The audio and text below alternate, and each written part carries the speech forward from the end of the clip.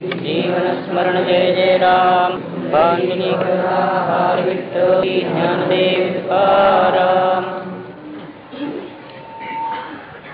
वर्ण किती का असेना, 4 वर्ण इथे मानले, प्लेटोने 3च मानले.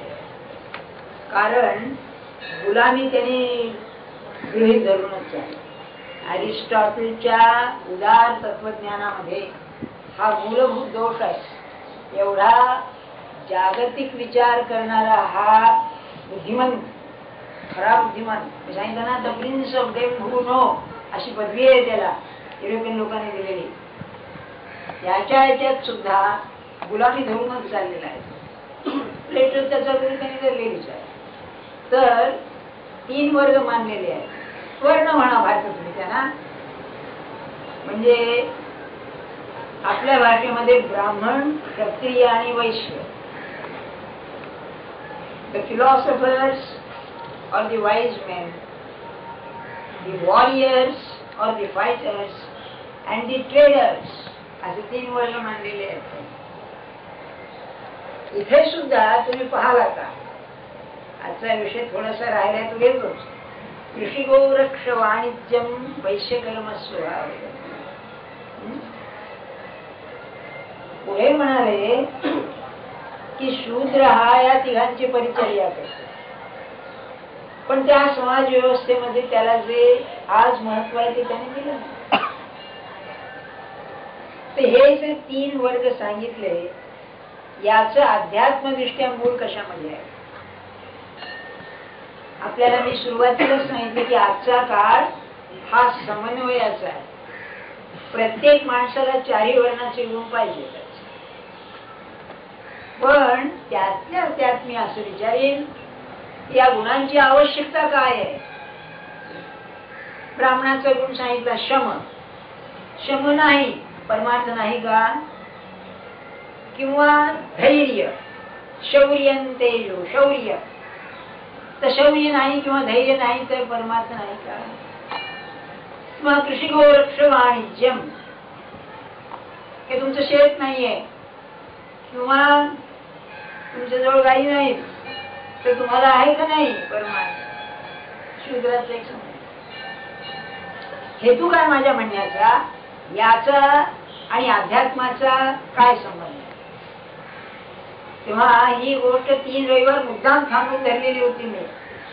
आपण एक ध्यानात ठेवा की जर आपल्याला ईश्वराचं दर्शन पाहिजे असेल, हे ध्येय आहे त्यांचं, म्हणून हे सांगतायत सगळं, तर सद्गुणांचं संवर्धन केल्याशिवाय गत्यंतर नाही. 2च शक्यता आहेत. एक अति पापी आहे, अरे या मुलाला बसवले वाटलं कंटाळून बाहेर जातो,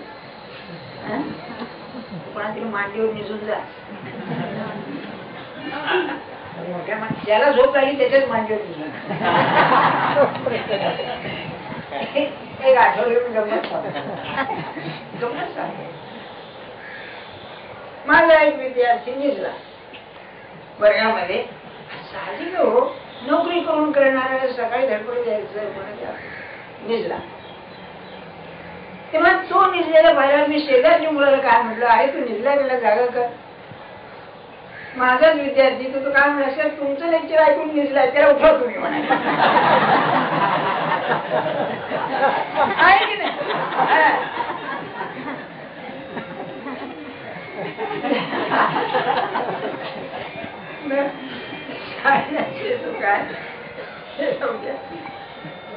तेव्हा सद्गुणांचं संवर्धन हे आवश्यक आहे. सद्गुण म्हणजे काय नाही का, हा प्रश्न आला. तर पतंजलीने याची फार सुरेख व्यवस्था लावली. त्याची जी अष्टांग आहे, त्या अष्टांगामध्ये पहिली जी 2 पायऱ्या आहेत, यम नियम, हे नैतिक तयारीच आहे.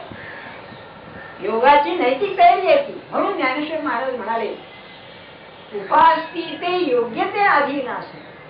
6व्या अध्यायामध्ये योगाचा अधिकार कोणाला, त्याची उपासना योग्यता पाहिजे.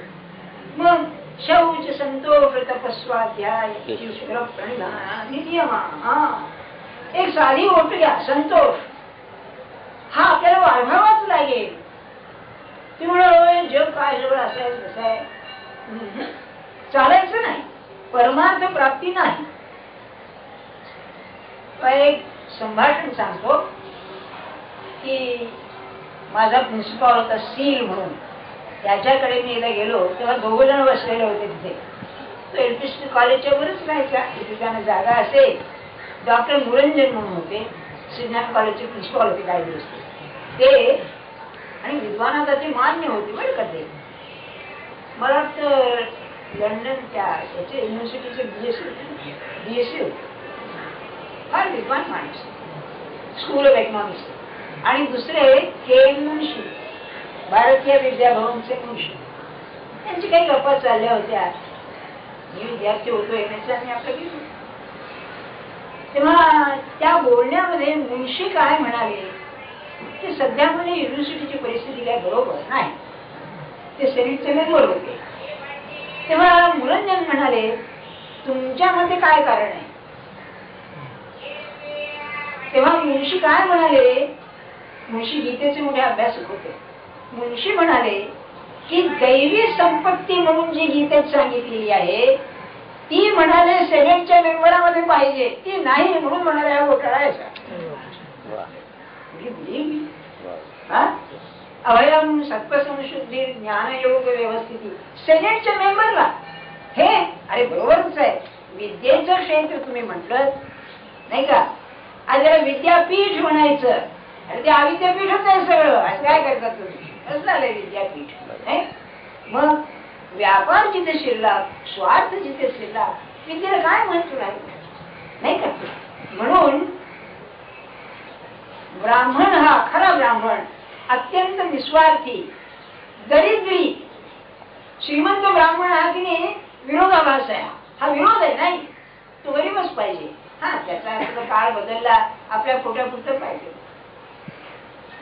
सांगण्याचा हेतू आपल्याला असा की सद्गुणांची ही आवश्यकताच आहे.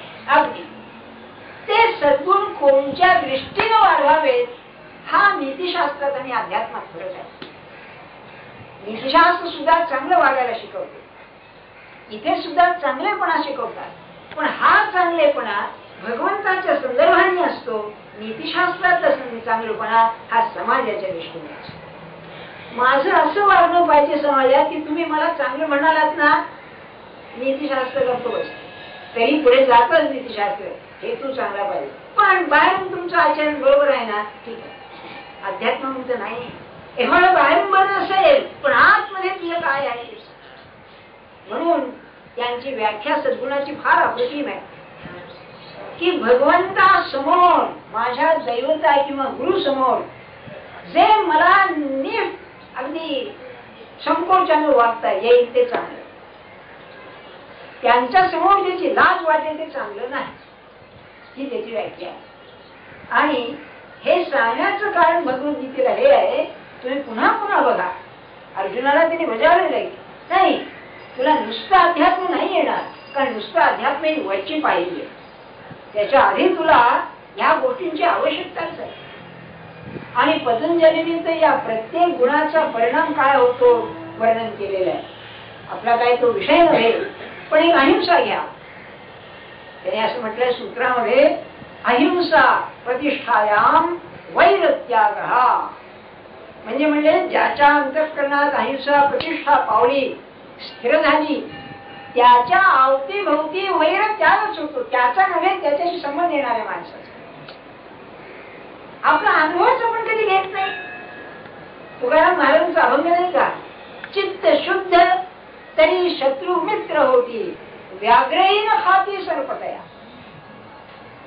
महाराज एक असं आव्हान द्यायचे, जेव्हा कोणाला एकांतात जाऊन सांगायचे त्यावेळेला असं आव्हान द्यायचे. आजपर्यंत म्हणाले तुम्ही असं कधी ऐकलंय का की कोणी तपश्चर्येला हिमालयात किंवा जंगलात गेलेला मनुष्य वाघाने खाल्लाय, असं कधी आढळले काय नाही. एक उदाहरण सांगायचे. एक बाई होती, पाटलाची सून. त्या पाटलाची वाईट नजर त्या मुलीवरती होती. हे जेव्हा लक्षात आलं तेव्हा नवरा पिवट होता, त्यामुळे घरात सुरक्षितता नव्हती नैतिक दृष्ट्या. पंढरीची वारकरी घर सोडून निघून गेली. ते एका जंगलामध्ये एका गुहेमध्ये ती बसून तपश्चर्या करीत असते. कोण खायला प्यायला घालणार? तेव्हा रोज काहीतरी एखादं फळ आणून ठेवलेलं पाहिलं नाही. सहज कोण आणून ठेवतंय म्हणून एकदा डोळे उघडले पाहिले ते एक चित्ता फळ आणून ते ठेवत असते. ती घाबरलीच पाहून त्याला, पण परमात्मा असं बरं हे आवश्यक. अहो असं आहे अहिंसेचा परिणाम की तुम्ही स्वतः अहिंसावरती राहालच, पण ते वातावरण असं तयार होते की त्या आश्रमामध्ये वाघ आणि शेळ्या सर्कशीतल्या सारखे नव्हे, अगदी प्रेमाने एके ठिकाणी राहतात. अहिंसा तसं संतोष. माणसाला संतोष का नसतो? मला काहीतरी पाहिजे, मला काहीतरी पाहिजे, ते नाही मिळाले की असंतोष. आणि हा काळ 20व्या शतकाचा शेवटचा काळ हा तर असंतोषाबद्दल जगजाहीर आहे. मला असं सांगा कोणत्या क्षेत्रातला मनुष्य तुम्ही संतोषी दाखवू शकाल? मी आव्हान देतो आपल्याला, कुठल्याही क्षेत्रात, राजकारणात बघा, विद्येच्या क्षेत्रात बघा, कुठल्याही सत्तेच्या क्षेत्रात बघा, किंवा संतोष आहे. करोडोपती लाखोपती पैशाच्या दृष्टीनं, सत्तेच्या दृष्टीनं पंतप्रधान झाले, आणखी काय काय कोणतं क्षेत्र असे की ज्यात पुढे शांत आहे. मग लाभ नाही म्हणून असंतोष. तर पतंजली आपल्याला सांगतो संतोषात अनुत्तम लाभ, उत्तमापेक्षा उत्तम तो अनुत्तम, उत्तम लाभापेक्षा जो जास्त तो अनुत्तम लाभ, याच्यासारखा लाभ नाही. मग आणि आपल्याकडे याच जिवंत उदाहरण आहे, स्टँडिंग एक्झाम्पल तुकाराम महाराज. काय अवस्था होती, अरे प्रपंच होता अगदी दरिद्री, समजा 2 मुलं 15 होती, बायको होती, आपण होते, काय लागत नसेल, काय अन्न वस्त्र लागत नसेल. अशा याच्यामध्ये यांनी न मागताना शिवाजींनी जेव्हा पाठवलं द्रव्य, तुका म्हणे धन आम्हा गोमांसा समान. अरे म्हणाले देवाला, अरे काय आहे जे मला नको तेच होती पुरविता, मान दंभ चेष्टा हे तो शुक्राची विष्ठा. इतकी माझी काय संतोष असेल तुम्ही थोडीशी कल्पना करा. नाही इतकं नाही, पण माझ्या आकलेपेक्षा मला जास्त मिळालेलं आहे, जास्त मिळतंय, त्यात तरी समाधान ठेवाल ना तर परमार्थ साधेल. क्षमा करा जरा मी आपलं स्पष्ट सांगतोय, मी तुमच्यातलाच आहे म्हणून मला सांगायचा अधिकार आहे. कारण जी लूट तुम्हाला भरली तीच मलाही भरलेली. लूट म्हणजे कुत्र्याला लागते, हा बरं का असे. कारण मला सांगा कपडा लत्ता, अरे किती त्याला की सीमा आहे ना. आणि महाराजांचं वाक्य अप्रतिम आहे. महाराज म्हणाले साधक कसा ओळखावा, त्याला पाहिल्यावरती आपल्याला संतोष व्हावा, म्हणजे म्हणाले तो खरा साधक. इतका तो लागणीचा रोग आहे संतोष. हा शत्रुक्त आहे, शांत आहे. पण सर पैसा पैसा कोण महागाई हो काय आहे, आणि इतकी दिवस जगला ना, इतकी दिवस झालं ना सगळं व्यवस्थित. एकेकाळी देवाने मुलं दिली आहेत म्हणायची, बरं का, मुलं बाळ मुलं मुली काय. आणि शिववाल्यांच्या लग्नाला सुद्धा त्यांच्या आमच्याला 50,000 रुपये लागले, ते आमच्याला पाऊन लाख लागले, त्यांना तेवढे नकोत का. अरे एखादा भेटला तुझा गुरु, काही नाही मला मुलगी द्या आणि नारळ पंच द्या. तुम्ही म्हणाल नाही तरी 50,000 घे, हा द्या तुम्ही, तो काही म्हणणार नाही, तरी पण नको. हे विचार करा किती विकृत दृष्टी आहे. व्यवहारानं व्यवस्था करू नका असं नाही, पण त्याच्या मागची जी असंतोष वृत्ती आहे, भगवत आहे, हे नाही चालणार. तुम्ही थोडासा विचार करा. ते 15-17 वर्ष ज्ञानेश्वरी चालली, सांगणार ऐकणार, कधी गलो नाही कधी आलो नाही, आहे तिचं स्टेटस को आपलं. अरे आहे काय नाही का पाहिजे. माणूस खरं तुम्ही बघा, तृप्त माणूस असेल ना कसा दिसेल, कृष्ण असू दे, नाही काय आहे नुसती पाहिजे. हे मन तयार झालं पाहिजे. सत्याचं मी सांगतच नाही, कारण असं गांधींनी ते सत्य आणि अहिंसेचं असं काहीतरी विकृत स्वरूप केलं पुढे, तिथे मग काहीतरीच झालं त्याच. ते नाही सत्यवादाचे तपमागा केले बहुत. अहो आमच्या गुरुने आम्हाला सांगितले 1 वर्षभर खोटं बोलू नका आणि नाम घ्या, वाक सिद्धी येईल मला. ज्ञानेश्वर महाराजांचे गीता आतुडली, म्हणजे मला गीतेवर व्याख्यान करण्याचं सामर्थ्य मला आलं. आणि अशी टीका आजपर्यंत झाली नाही, पुढे होणार नाही असं म्हणाले. काय असेल सत्य बोलण्याचं निदान खोट न बोलता चालणार तिथे तरी सत्य बोलावं की हो, नाही का?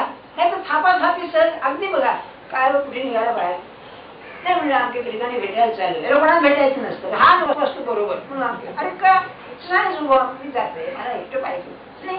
सर किती खोटं बोलतो आपण. हा हेही मला कबूल आहे, तुम्ही 6 सर्टिफिकेट घेऊ नका असं नाही, खोटं सर्टिफिकेट घ्या नाही का? हे मलाही कबूल आहे व्यवहाराचा, त्याशिवाय रजा देत नाही, तुमच्या यायला जायचंय त्याच खोटं सर्टिफिकेट असतं, कारण तोही तसाच असतो म्हणा, तो अगोदरच असतो मला काय खोटं सर्टिफिकेट. पण साधा व्यवहार असा पाहिजे की नाही बोल गोष्ट खरं खरं सांगतो असा त्याचा विश्वास पाहिजे. नाही खरं सांग, लहान मुलाचं कसं आईवरती असतो बघा, आई तू सांग नाही का असं. माझ्या म्हणण्याचा हेतू काय, या गुणांचं महत्व हे आहे बरं, तो सद्गुण पूर्ण पाहिजे आणि ते सद्गुण असे मागे पाहिजे. प्लेटोने याला 3 गुण आणि 4था गुण म्हणजे या तिघांचं संमेलन, wisdom, courage, temperance and justice.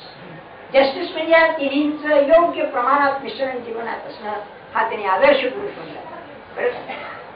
सांगण्याचा हेतू माझा एवढाच आहे आपल्याला की या सद्गुणांचं अतिशय महत्व आहे. आता त्यातल्या त्यात माझ्या मते आजचा काळ जर बघितला तर प्रत्येकाचा एक एक गुण अतिशय उपयोगी आहे. आज मी आपल्याला तिघांचं सांगतो कारण तिसरं व्हायचंय कुशीग्रह. पहिलं ब्राह्मणाचं तितिक्षा, सहन करणं, ते शम दम नसू दे बाबा, व्यवहार चालणार नाही पण सहन करणं नाईलाजाने करावं लागतच ना, काय करता नाही करत तुम्ही. आमच्या ठिकाणी बसमध्ये रांगेत उभा राहिल्यावर तुम्हाला रांग म्हणून जाताच येत नाही, किती ठिकाणी सहन करावं लागतं. सहन म्हणजे सहनच करावं लागतं. घरी नको असलेला पाहुणा आला, ते टीव्ही वरती काही चालतं बघा, असे पाहुणे येते काहीतरी विचित्र पाहुणे, काय करणार तुमचा नाही का. ते गडकरी गमतीनं म्हणायचे की म्हणजे एका माणसाला पाहुण्याचं अगदी नफरत होती फार, पण बायकोचं भाऊ आल्यावर काय करतो म्हणाले. विरोधी होते ते काय करणार मग नाही का. सांगण्याच हेतू काय आपल्याला की तितिक्षा ही पदोपदी आपल्याला लागते बघा, ती आपण करतो भगवंताच्या पार्श्वभूमीवर झाली पाहिजे. मुलं ऐकत नाही, अभ्यास करीत नाही, किंवा नवरा विचित्र वागतो, बायको विचित्र वागते, कोणी तुमचं तुझी मोड करेन तर तिला लायसन्सच असतं वाटत कसं वागण्याचं. म्हणजे हे सगळं पाहिल्यानंतर किती तितिक्षा पाहिजे, ती भगवंताकरता पाहिजे. हे माझं वर्कशॉप आहे, या वर्कशॉप मध्ये नवीन निर्माण काही होत नाही पण मला शिकायला मिळतं. ट्रेनिंग ग्राउंड असं ते पाठवतात नो, महिना 2-2 महिने ट्रेनिंग करता, काय शिकून येतात राम जाणे तिथे म्हणतो बसता बिकता मिळतो सगळा. आणि हा प्रपंच तसं ट्रेनिंग ग्राउंड आहे, वर्कशॉप आहे. तितिक्षा तर ब्राह्मणाचं, क्षत्रियाचं असेल तर धैर्य. धैर्यामध्ये सुद्धा 2-3 प्रकार आहेत. एक बौद्धिक धैर्य, इंटेलेक्च्युअल करेज, अतिशय महत्वाचं आहे बरं. फार जबरदस्त शक्ती लागते आपल्याला, जे पटलं आहे ते मोकळेपणाने सांगायला फार धैर्य लागतं. एक लहान उदाहरण सांगतो आपल्याला, मोठ्यांचीच गोष्ट घ्यायची अर्थातच. लोकमान्य टिळक 7-8 वर्षाचे असावे तेव्हा त्या मास्तरने डिक्टेशन दिलं, काहीतरी लिहायला सांगितलं, सांगत होतं लिहायला.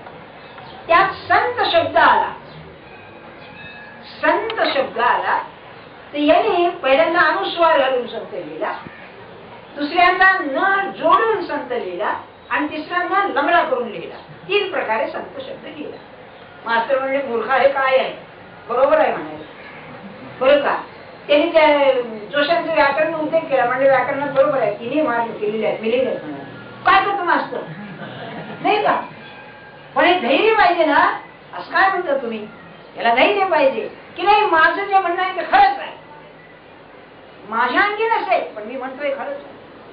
फार थोडी माणसं बरं ज्यांना बुद्धीचं खरं धैर्य असतं, अशी माणसं फार थोडी असतात. आपल्याला कल्पना नाही, काय म्हणत नाही आपल्याला खपत नाही वाईट. अरे कसं खपत नाही, मी जिथे चालते तिथे चालते, बायकोसमोर खपत नाही एवढंच त्याचं आहे, साहेबासमोर खपतोच बस. मला हे आहे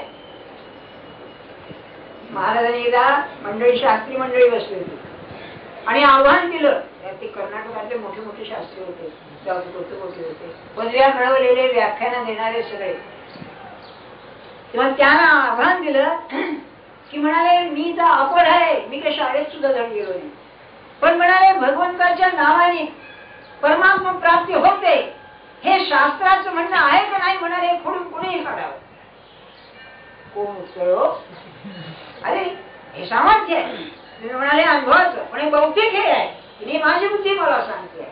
आणि ज्ञानेश्वरीचा आपल्याला उपयोग हा आहे. माझ्या आचरणात नसेल, पण हा पुरुष सांगतो ते खरं आहे, योग्य आहे. याला कन्व्हिक्शन म्हणतात. मी जिवंत आहे हे किती माझं घट्ट मत आहे, कसं माझ्या विचाराला स्थैर्य आलं पाहिजे, हे बरोबरच आहे. एक पुस्तक आहे, मला वाटतं माट्यांचं असावं, त्याच्यामध्ये तुरुंगात गेलेल्या लोकांनी जे ग्रंथ लिहिले त्यांच्याविषयी आहे. ही माणसं काही अशी असतात, तुम्ही त्यांना तुरुंगात घाला, काही करा, माझं मत ते आहे, माझं मत हे असं आहे, ते बरोबर आहे, त्यापैकी असतं. दुसरं आहे ते नैतिक धैर्य, हे त्याही पेक्षा दुर्मिळ आहे. बुद्धिमत्तेचं धैर्य फळ असेल, पण नैतिक धैर्य त्या गुणावरती माझा विश्वास नाही, मी वागतोय बरोबरच आहे. तुला नसेल पडत, समाज नसेल मान्य करी, पण मी वागतोय बरोबर आहे, मौर्य करेज. आणि तिसरं जे करेज आहे ते आध्यात्मिक धैर्य आहे. हे अतिशय दुर्मिळ आहे की जे जे घडत आहे ते त्याच्या इच्छेने घडत आहे, तेव्हा माझ्या जीवनात घडणारी गोष्ट त्याच्या इच्छेने घडते आहे, हे माणसाला घट्टपणे वाटणं हे स्पिरिच्युअल. ही जी ज्ञानेश्वर महाराजांची ओवी आहे ना, त्याच्यामध्ये हे धैर्य दाखवलेलं आहे. माळीये जेवते नेले, जेवते निवांतची गेले, त्या पाणी आईसे केले हो आहे. माझ्या जीवनात घडणाऱ्या गोष्टी हे त्याच्या इच्छेने आहे, त्याच्या इच्छेशिवाय पान हलू शकत नाही. तुकाराम महाराज म्हणा, वृक्षाचेही पान हले त्याची सत्ता. मग अशी ती अवस्था ते फारच थोडे लोक, पण या 3 पायऱ्यातून जायला हरकत नाही. कसं की नाही, मला हे पटलं, मी करणार. आणि मग ते करीत असताना जे आक्षेप येतील ते आक्षेप सुद्धा बरोबर आहे, मी सोसणार, काही काय असले ना. मी भगवंताचं ध्यान करतो किंवा नाम घेतो म्हणून मला लोक वेडवाकडं समजतात, वेडा समजतात, वाईट समजतात, हलकं समजतात, तरी हरकत नाही, माझं बरोबर आहे, मौलिक आहे. आणि तिसरं, जे जे घडतंय ते तुझ्या इच्छेने, हे तर आणखीच त्याच्या पाहिजे, ते अगदी आवश्यक. आता तिसरा जो आहे कृषी ऋषी वाणिज्यम, त्यांनी त्याला म्हटलंय वैश्याचा गुण. वैश्याचा गुण असेल, वाटते ते झालं तरी पैसा सोडायचा नाही. ते गुजराती म्हण आहे, म्हणतात वा की तो भाटिया कोण आहे, तो चमडी देगा दमडी नाही देगा, आहे ना असं काहीतरी. ते आहे त्याची दृष्टीच ती, काही झालं तरी माझा फायदा कसा निघेल. नाही, सरकारचे थोडे रिपोर्ट बघा म्हणजे कळेल काय आहे ते. याच्यामध्ये प्रत्येक ठिकाणी मला कमिशन किती, तुला कमिशन किती, नाही का, काय त्याचं आपल्याला काही हे नाही, माहिती नाही त्यातली, कसं मागतात ती माहिती नाही. मागण्या सुद्धा अक्कल आहे ना. नाही, तुम्हाला एवढे पैसे दे म्हटल्यानंतर तुम्हाला हा फोड घ्यायला कळत नाही, नुसता खिसा मोकळा करायचा, असं आहे त्याचं तंत्र. सांगण्यात हे काय आपल्याला की नाही, मी माझं ध्येय सोडणार नाही, वाटेल ते होईना. दृष्टीच ती, म्हणजे जसं एखादा तुम्ही दुर्बीण लावावी, त्या दुर्बिणीतून तसंच दिसायचं, तसं जगाकडे पाहण्याची दृष्टी प्रत्येक ठिकाणी भगवंताचीच पाहिजे. यात मला काय शिकता येईल, भगवंताकडे जाण्याकरता मला काय शिकता येईल. आणि शूद्राचा गुण असेल तर त्याकरता शरीर कष्ट करणं. आपल्याला मी एकदा सांगितलेलं, भगवंताकरता शरीर कष्ट केल्याशिवाय परमात्मा आतापर्यंत कोणाला साधला नाही. आता तुमच्याकडे कोणी निघाला तर त्याचं चरित्र लिहिली, असं काय झालं हो, शरीर अगदी झिजवलंच पाहिजे. अगदी किंबहुना काही केला तो ठाकरा उपकार. तुकाराम महाराज म्हणाले, जो मला शक्य होता तो मी उपकार केला. तुम्हाला कल्पना आहे का त्यांची उपकाराची? अगदी एक साधी गोष्ट सांगतो आपल्याला की कोणीही म्हणजे तुमचं काही काम आहे, उपकार म्हणजे हेच की नाही, तुमचं काम निस्वार्थीपणे करेल. तर तुकाराम महाराज एकदा तेल आणायला निघाले. त्या पुरीत मध्ये बांबूच्या नळ्या असायच्या, त्याच्यात तेल भरून आणायचं. तुमच्या आमचं एक शिष्ट म्हणाले, काय तू के कुठे निघालास? तेल आणतोय म्हणाला. अरे माझे नळ्या घेऊन जा की म्हणाले. आणा म्हणा. दुसऱ्या म्हणला, अरे 2 कोणाचे आहेत? ते त्यांचे. अरे माझाही घे की म्हणाले. अहो 4-5 जण तुकारामबाची बोलक्यावर गेलेले, तेल भरलं, आणून परत दिले. पुन्हा उल्लेख नाही. तुम्ही आम्ही काय म्हणतो, अरे हा वेडा आहे रेखाचं, तसं करावं असं माझं म्हणणं नाही बरं का, ते नाही. पण शरीराला कसं त्यांनी झिजवलं हे मला अगदी मोठ घडी आहे. दुसऱ्या करता काम करायलाच पाहिजे, ते तारतम्याने मात्र करावं, एवढं मात्र सांभाळ, नाही तर विवाह बिघडून जाईल. नेहमी तक्रार अशी येते, सर म्हणाले मी जर नीट काम करायला आलो तर 10 लोक माझं, अरे एवढं माझं कर, एवढं माझं कर, आज एखादा बिड्यापीत बसतो नुसता, बरं का, हेही करू नये. पण एखादा नड असली आणि एवढं काम करा. किंबहुना मी तर असं म्हणेन, खरा साधक तो, मी तुमच्याकडे काय करू. इंग्लिश मध्ये फार पॉलिश आहे. What can I do for you? It doesn't mean to do anything, पण what can I do for you आहे ना. असं तुम्ही गेलात तुम्ही की पहिला प्रश्न, काय करू शकतो मी तुमच्याकरता, नाही का. त्याचा सगळा स्वार्थच असतो, पण भाषा कशी बोलतात, नाही असं नाही. पण एखाद्याचं काम करावंच माणसाने, बरं. हे शुभ्राचं हे जर असेल तरी आता विषय संपत येतो, पण पुढे स्वे स्वे कर्मण्य विरत हा जबरदस्त श्लोक आहे गीतेचा. तो सांगण्याच्या आधी भूमिका पाहिजे. आपण नैतिक दृष्ट्या चांगल्या भूमिकेवर पाहिजे. मी असं म्हणत नाही की संतोषाची ती मूर्ती तुम्ही बना, नाही माझं म्हणणं. अरे पण आहे तो पुरे ना, आता निदान एवढं तरी करावं, अधिक मिळवण्याकरता धडपड करावी, ती बाहेरची असावी, बाकी आहे त्यात तृप्त समाधान पाहिजे. निदान जप करायला बसल्यानंतर तरी प्रेम, नाही का. नाही तर माणसाला त्याला लागणार जे मन आहे ते मन असणारच नाही, नाही का. मला एक गमतीचं आठवतं बघा, या विमला ठकार म्हणून एक आहेत बाई, सध्या व्याख्यान वगैरे देतात ना, त्या कानाचं दुखणं होतं काही. तेव्हा त्या कृष्णमूर्तींच्याकडे गेल्या. त्यांनी त्यांना कानावर उपचार केले. 2-4 पैसे दिले. त्यांच्या त्या पुस्तकाचं नाव मी विसरलं, काहीतरी आहे त्यांचं. तेव्हा त्या काय म्हणाल्या कृष्णमूर्तींना, किंवा मी इंग्लंडला जाणार आहे, माझ्या कानाचं दुखणं फार आहे, ठणकतो फार, त्याला काहीतरी उपचार करावा म्हणून जाणार. ते म्हणाले का जात नाही, मग पैसे नाहीत म्हणाले. बाई म्हणाल्या माझं पैसे नाही. ते काय म्हणजे आहे म्हणून सुनो म्हणे म्हणाले. असं म्हणलं माझा पैसा नाही.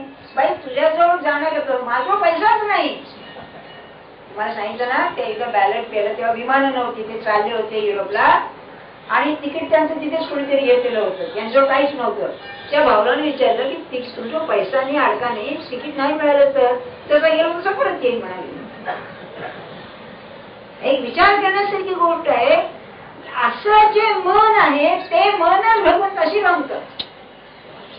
तुम्ही पैसा सोडू नका, पण जेवढं मिळतोय तेवढं पुरे म्हणायला काय हरकत आहे. नाहीतरी लोक आपण जास्त मिळत नाही ना, आहे ना असं वड.